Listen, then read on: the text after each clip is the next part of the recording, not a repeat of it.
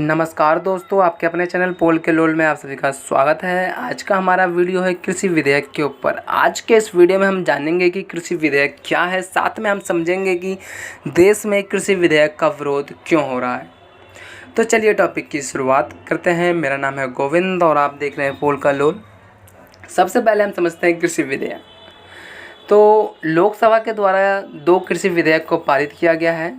पहला विधेयक है कृषि उपज वाणिज्यिक एवं व्यापार संवर्धन एवं सुविधा विधेयक 2020 और दूसरा विधेयक है मूल्य आश्वासन पर किसान बंदोबस्ती और सुरक्षा समझौता और कृषि सेवा विधेयक 2020 को लोकसभा में बहुमत के द्वारा पारित कर दिया गया है। अब बात ये आती है कि ये लोकसभा के द्वारा पारित कर दिया गया है और लोकसभा में पारित होने के बाद ही इसका विरोध प्रदर्शन पूरे देश में होने लगा है।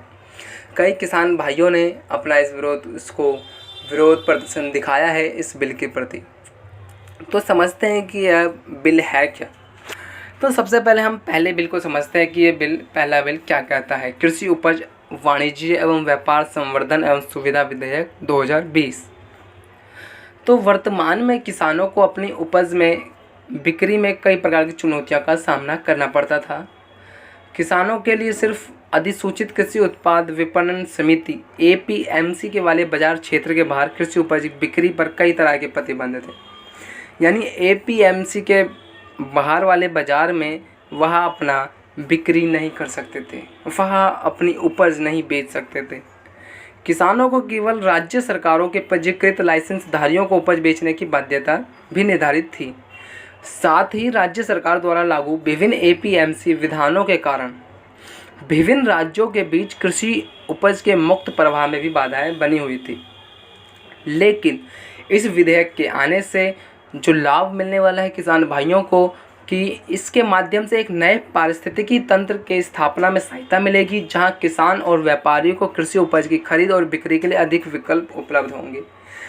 यहाँ पे इस विधेयक के द्वारा दोनों यानी किसान और व्यापारियों के बीच में कोई नहीं होगा। किसान अपना माल खुद बेचेंगे, व्यापारियों से खुद डील करेंगे। यह विधेयक राज्य कृषि उपज विपणन कानून के तहत अधिसूचित बाजार के भौतिक परिसरों के बाहर अवरोध मुक्त अंतर्राज्यीय और राज्यत्रिक व्यापार और वाणिज्यों को बढ़ावा देता है। इस विधेयक के माध्यम से अधिशेष उपज वाले क्षेत्र के किसानों को अपनी उपज पर बेहतर मूल्य प्राप्त होगा और साथ ही कम उपज वाले क्षेत्रों में उपभोक्ताओं को कम कीमत अनाज प्राप्त हो सकेगा। इस विधेयक में कृषि क्षेत्र में इलेक्ट्रॉनिक ट्रेडिंग का भी प्रस्ताव दिया गया है। इस अधिनियम के तहत किसानों से उनकी उपज की बिक्री पर कोई उपकर या लगान नहीं लिया जाएगा। साथ ही इसके तहत किसानों के लिए एक अलग विवाद समाधान तंत्र की स्थापना का प्रावधान भी किया गया है। सरकार के अनुसार यह विधेयक भारत में एक देश एक कृषि बाजार के निर्माण का मार्ग प्रशस्त करेगा। अब हम बात करते हैं दूसरे विधेयक की। जो दूसरा विधेयक हमारा है मूल्य आश्वासन पर किसान बंदोबस्ती और सुरक्षा समझौता और कृषि सेवा अध्यादेश 2020। ये जो इसकी हम पृष्ठभूमि समझते हैं कि भारतीय किसानों को छोटी जोत, मौसम पर निर्भरता, उत्पादन और बाजार की अनिश्चितता के कारण कई प्रकार की समस्याओं का सामना करना पड़ता था। इन कमजोरी के कारण आर्थिक दृष्टि से कृषि में बहुत अधिक जोखिम होता है।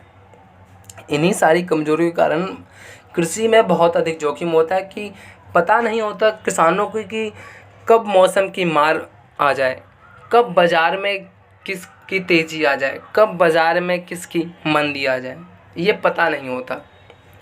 और सबसे बड़ी समस्या तो यहाँ पे ये उठती है कि जो हमारे छोटे किसान भाई हैं, जिनकी छोटी छोटी खेतें हैं, उनको छोटी जोत में बड़ी तकलीफ़ होती है और फिर नुकसान हो तो शायद भरपाई करना तो मुश्किल ही हो जाता है।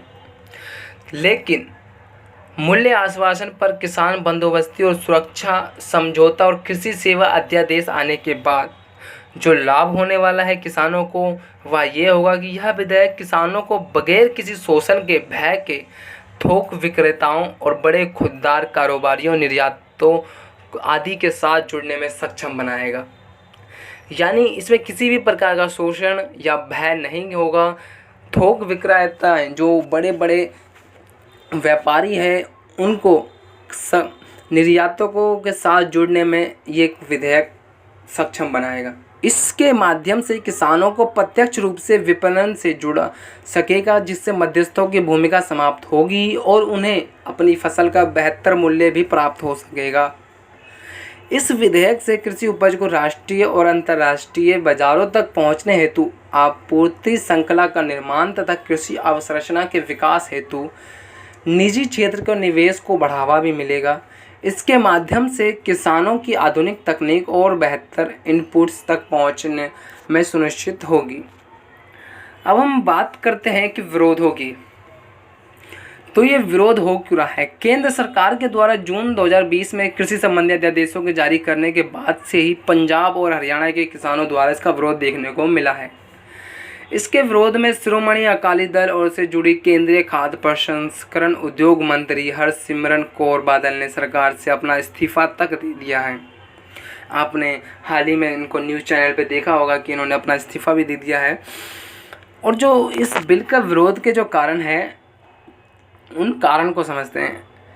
ज़्यादातर किसान तीनों विधेयक का विरोध कर रहे हैं, परंतु सबसे बड़ी आपत्ति जो है वो कृषि उपज वाणिज्यिक एवं व्यापार संवर्धन एवं सुविधा विधेयक के व्यापार क्षेत्र, व्यापारी विवाद समाधान और बाजार शुल्क से संबंधित प्रावधानों से है। विरोध किया जा रहा है और इसमें जो सरकार का जो पक्ष है विरोध को दूर करने के लिए, वो ये है कि सरकार के अनुसार कृषि क्षेत्र में निजी क्षेत्र के निवेश के माध्यम से तथा विधेयकों में प्रस्तावित अन्य सुधारों से कृषि क्षेत्र में बड़े सकारात्मक बदलाव देखने को मिलेंगे।